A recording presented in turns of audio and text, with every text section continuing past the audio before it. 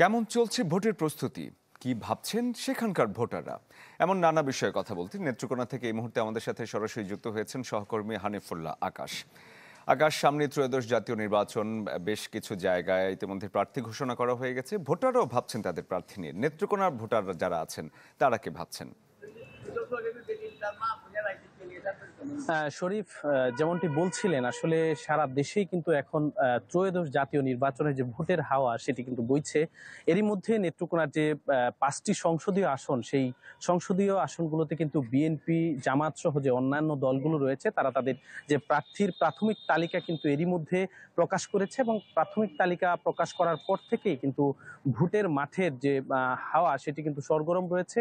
আমরা যদি একটু এই ভোটের মাঠের খবর জানাতে চাই আপনাদের সাথে, আমরা একজন ভোটারের সাথে কথা বলতে চাই যে আসলে এই নেত্রকোনা জেলা একটি আওয়ামী অধ্যুষিত জেলা। এখানে বিগত সময় দেখেছি যে স্বাধীনতার পর থেকে আওয়ামী লীগের নির্বাচনে এমপি প্রার্থী যারা ছিলেন তারাই বিজয়ী লাভ করেছেন। তো এবার ওই দল নির্বাচনে অংশগ্রহণ করতে পারবে না। তো ইসলামিক দল সহ বিএনপি অন্যান্য দলের যে ভোটের মাঠের পরিস্থিতিটা কেমন? ধন্যবাদ।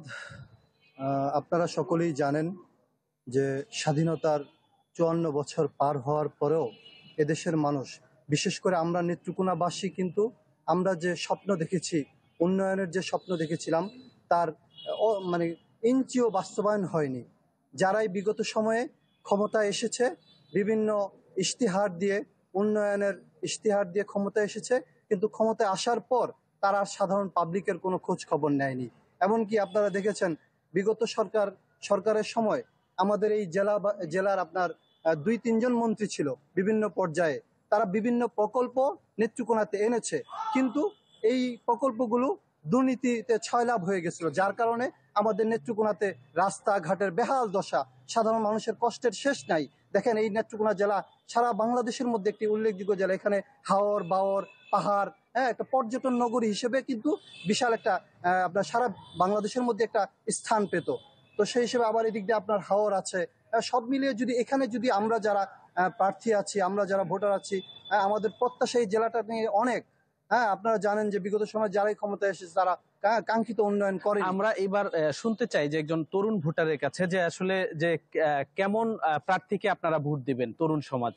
আসলে আমরা যারা তরুণ ভোটার, আমরা অধীর আগ্রহে বসে আছি আমাদের ভোটাধিকার প্রয়োগ করার জন্য, কারণ আমরা দীর্ঘদিন যাবৎ আমাদের ভোটাধিকার থেকে আমরা বঞ্চিত। তো সেক্ষেত্রে যাদের পূর্বে দেশ পরিচালনার একটা অভিজ্ঞতা রয়েছে, কারণ দেশ একটা অস্থিতিশীল পরিবেশের মধ্য দিয়ে যাচ্ছে, তো সেক্ষেত্রে এটাকে স্বাভাবিক করার জন্য হলেও যাদের পূর্বে অভিজ্ঞতা রয়েছে সে ধরনের নেতৃত্ব এবং তরুণদের মতামতকে যারা প্রাধান্য দিবে এবং বাংলাদেশের স্বাধীনতা, সার্বভৌমত্ব এবং গণতন্ত্রে যারা বিশ্বাসী, সে ধরনের নেতৃত্বকে আমরা তরুণরা ইনশাল্লাহ বেছে নিই।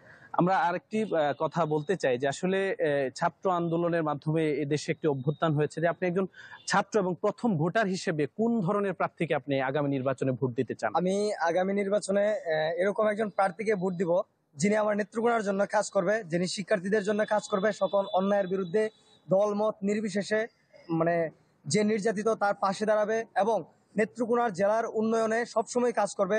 নেত্রকোনাকে একটি অর্থনৈতিক সমৃদ্ধশালী জেলা হিসেবে গড়ে তোলার জন্য যারা কাজ করবে এবং শিক্ষার্থীদের জ্ঞান চর্চার জন্য যারা বিনিয়োগ করবে, এবং আমরা সেই প্রার্থীকেই আমি ভোট দিব যিনি হচ্ছে নেত্রকোনার সকল ধরনের মানুষের সাথে সমন্বয়ে কাজ করতে পারবে এবং সকল শ্রেণীর মানুষের অধিকার নিয়ে কাজ করবে। ধন্যবাদ। আমরা আরেকজনের সাথে কথা বলতে চাই যে আসলে এই নেত্রকোনা তো বেসরকারিভাবে কলকারখানা স্থাপন হয়নি, তা আসলে এখানে একটা বেকারত্বের সমস্যা রয়েছে। তো আপনি একজন শিক্ষিত তরুণ হিসেবে কেমন প্রার্থীকে নির্বাচন করতে চান?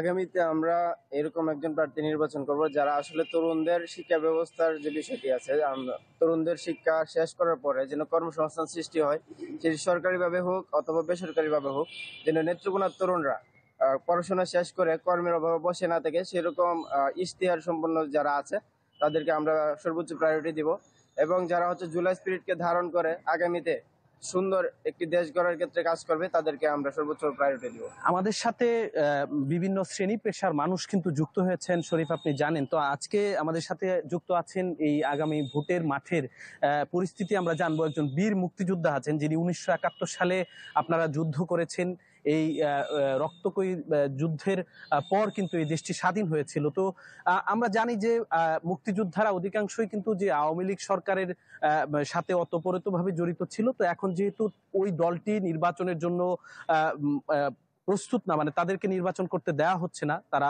অযোগ্য বলে বিবেচিত হয়েছে। তো আপনারা মুক্তিযোদ্ধা হিসেবে আসলে আপনারা কি ভাবছেন, আগামীতে কোন দলকে আপনারা ভোটে নির্বাচিত করবেন? আসলে আপনাকে ধন্যবাদ।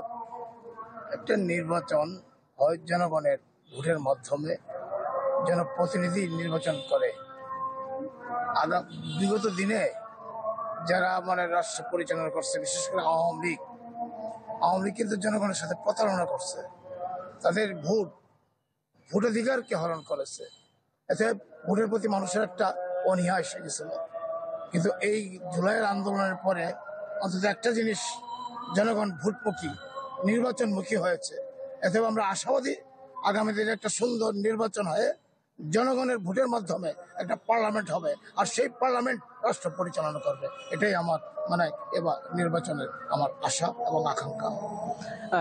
শুনছিলেন একজন বীর মুক্তিযোদ্ধা কথা বলছিলেন আসলে নেত্রকোনায় ভোটের মাঠের।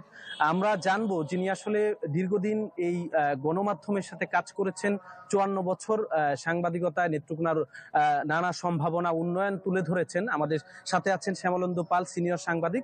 আমরা আপনার কাছে জানতে চাই যে আসলে স্বাধীনতার পর থেকে এখন পর্যন্ত নেত্রকোনায় কোন উন্নয়নটি হয়নি যেটি আসলে আগামীতে করা উচিত?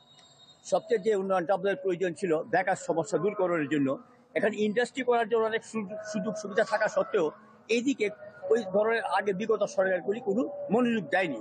যদি সেই ইন্ডাস্ট্রি করে, যেমন দুর্গাপুরে পর্যটন করতে পারতো, সিরাবাই কারখানা করতে পারতো, কৃষি বিভাগের উন্নয়ন করতে পারতো, অনেক কিছু করার ছিল, কিন্তু সেদিকে নজর না দিয়ে কিছু রাস্তাঘাট আর একটা কলেজ, একটা বিশ্ববিদ্যালয় হয়েছে। কিন্তু এটা তো বেকার বাড়ানোর জন্য এইগুলি অনেকটা হয়ে গেছে। কিন্তু যদি প্রকৃতপক্ষে কিছু ইন্ডাস্ট্রি করা যাইতো, ছোট হোক বড় হোক, গার্মেন্টস ফ্যাক্টরি করা যেত, তাহলে আমার মনে হয় না তো বেকার যুবকদের জন্য উন্নয়নের জন্য বেশি কাজ হতো বলে আমি মনে করি, এবং যিনি আগামীতে আসছেন তারা সেই দিকটা রক্ষা করবেন বলে আমি আশাবাদী। শরীফ, শুনছিলেন আসলে এই নেত্রকোনার যে সাধারণ ভোটার যারা রয়েছেন তারা বলছেন যে আসলে এই নির্বাচনকে ঘিরে তাদের প্রত্যাশা এবং তাদের যে প্রাপ্তির জায়গা থেকে তারা বলছেন যে আসলে তাদের প্রত্যাশা অনেক। আগামী নির্বাচনে এমন প্রার্থীকে তারা ভোট দিবেন যারা নেত্রকোনার অনুন্নত যে অঞ্চলগুলো রয়েছে সেই অনুন্নত অঞ্চলগুলোর উন্নয়নের জন্য কাজ করবেন, সীমান্তের যে সুপ্রিয় পানির অব্যবস্থাপনা রয়েছে সেগুলো নিয়ে কাজ করবেন। সর্বোপরি এই ছিল নেত্রকোনার ভোটের মাঠের সর্বশেষ পরিস্থিতি। শরীফ। আকাশ, ধন্যবাদ আপনাকে। দর্শক, এতক্ষণ আমরা দেখছিলাম নেত্রকোনায় যারা এবারে ভোটার নতুন হয়েছেন কিংবা আগের ভোটার আছেন, ভোটারদের ভাবনা।